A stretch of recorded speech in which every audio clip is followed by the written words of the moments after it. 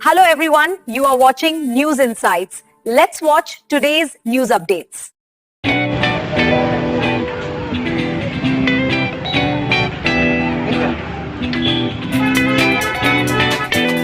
ಪ್ರೌಢಶಾಲೆಯ ಮುಖ್ಯೋಪಾಧ್ಯಾಯರು ಹಾಗೂ ಕನ್ನಡ ಮಾಧ್ಯಮ ಪ್ರಾಥಮಿಕ ಶಾಲೆಯ ಮುಖ್ಯೋಪಾಧ್ಯಾಯರು ಎಲ್ಲರೂ ಈ ದೀಪವನ್ನು ಬೆಳಗಿಸ್ತಾ ಈ ಕಾರ್ಯಕ್ರಮವನ್ನ ಶಾಲಾ ವಾರ್ಷಿಕೋತ್ಸವ ಸಮಾರಂಭದಲ್ಲಿ ಭಾಗವಹಿಸಿರುವ ಹೈಕೋರ್ಟ್ನ ಹಿರಿಯ ವಕೀಲರು PM ನಾರಾಯಣಸ್ವಾಮಿ ಸರ್ ಅವರೇ,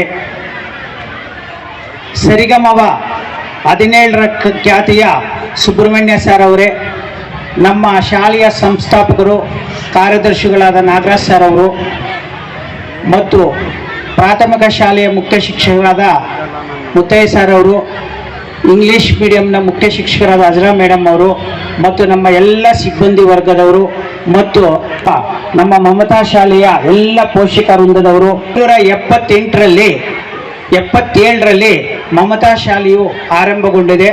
ಸುದೀರ್ಘ 48 ವರ್ಷಗಳ ಅದರ ಜೊತೆಗೆ ನಮ್ಮ ಶಾಲೆಯ ಸಂಸ್ಥಾಪಕರಾದ ನಾಗರಾಜ್ ಸರ್ ಅವರು ಅನೇಕ ವಿದ್ಯಾರ್ಥಿಗಳಿಗೆ ಅವರು ಓದು ಬರಹ ಕಲಿಸೋದ್ರ ಜನಕ್ಕೆ ಉದ್ಯೋಗ ಕೊಟ್ಟು ಸುಮಾರು 50 ಜನಕ್ಕೆ ಮೇಲ್ಪಟ್ಟು ಈ ಶಾಲೆಯಲ್ಲಿ ನಿವೃತ್ತ ಜೀವನವನ್ನು ಮತ್ತು ಸರ್ಕಾರದಿಂದ ಪಿಂಚಣಿ ವ್ಯವಸ್ಥೆಯನ್ನು ಪಡೆದಿರುತ್ತಾರೆ.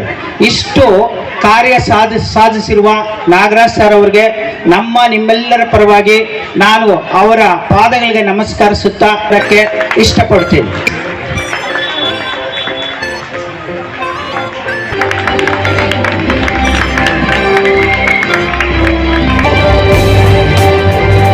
ಶ್ರಮಿಸುತ್ತಿದ್ದಾರೆ. ಅದರ ಜೊತೆಗೆ ಅವರು ಈ ಶಾಲೆಯ ರಾಜ್ಯ ಹೈಕೋರ್ಟ್ನಲ್ಲಿ ಸೆಷನ್ಸ್ ನ್ಯಾಯಾಲಯಗಳಲ್ಲಿ ಭೂ ವ್ಯಾಜ್ಯ ಪ್ರಕರಣಗಳಲ್ಲಿ ಅತ್ಯಂತ ಪರಿಣಿತ ಪಡೆದಿರ್ತಕ್ಕಂಥ ನಾರಾಯಣಸ್ವಾಮಿ ಸರ್ ಅವರು ಈ ಕಾರ್ಯಕ್ರಮ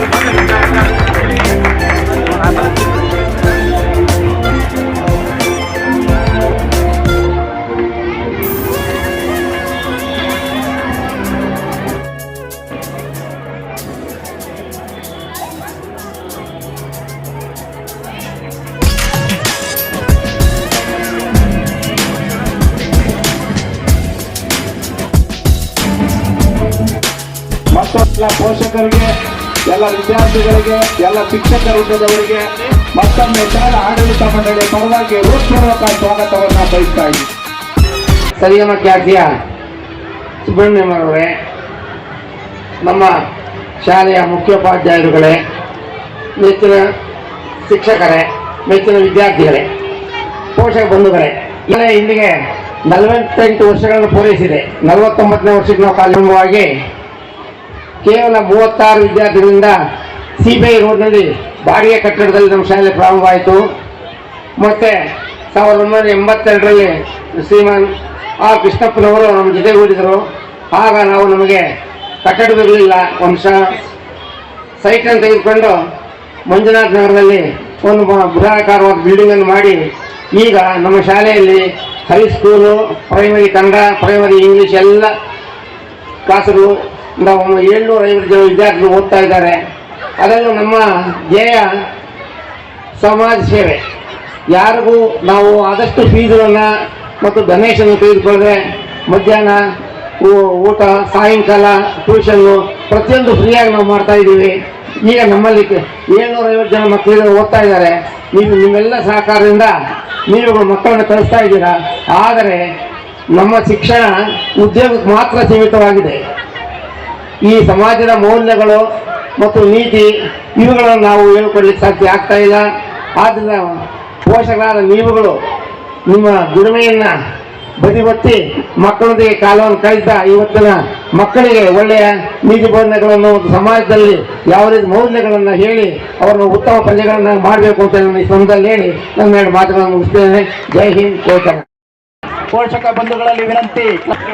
ಅಮೃತ ಕಂಗ್ರ್ಯಾಚುಲೇಷನ್ ಮಾ ಸರ್, ಥ್ಯಾಂಕ್ ಯು ಸರ್. ಜೀರ್ಣೋದ್ಧಕರು ಕರ್ನಾಟಕ ಸರ್ಕಾರದಲ್ಲಿ ಸಚಿವರಾಗಿದ್ದಾಗ ಅನೇಕ ಸೇವೆ ಸಲ್ಲಿಸಿದ್ದಾರೆ. ಆರ್ ಟಿ ನಗರದಲ್ಲಿ ಗ್ರಂಥಾಲಯವನ್ನು ಸ್ಥಾಪಿಸುವುದರಲ್ಲಿ ಆರ್ ಕೃಷ್ಣಪ್ಪ ಸರ್ ಅವರ ಪಾತ್ರ ಬಹಳಷ್ಟು ಇದೆ. ಅವರು ನಮ್ಮ ಶಾಲೆ ಶಿಕ್ಷಣ ಪ್ರೇಮಿಯಾಗಿ ಸಮಾಜ ಸೇವಕರಾಗಿ ಬಹಳಷ್ಟು ಸೇವೆ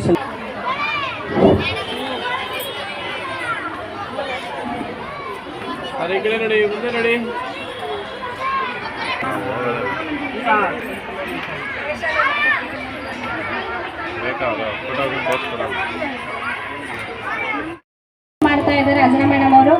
ಅವರ ಒಂದು ಸ್ಟಾಫ್ ಅವರಿಗೆ ತುಂಬಾ ನೆನಪಿನ ಒಂದು ಕಾಣಿಕೆಯನ್ನ ತುಂಬಾ ಪ್ರೀತಿಯಿಂದ ಕೊಡ್ತಾ ಇದ್ದಾರೆ.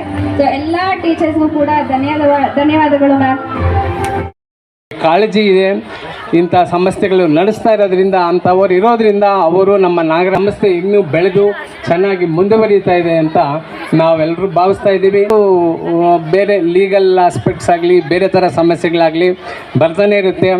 ಇಬ್ಬರು ಕೂಡ ನಮ್ಮ ಕೃಷ್ಣಣ್ಣನವರು ಮತ್ತು ನಾಗರಾಜಣ್ಣವರು ಇಬ್ಬರು ಕೂಡ ಸರ್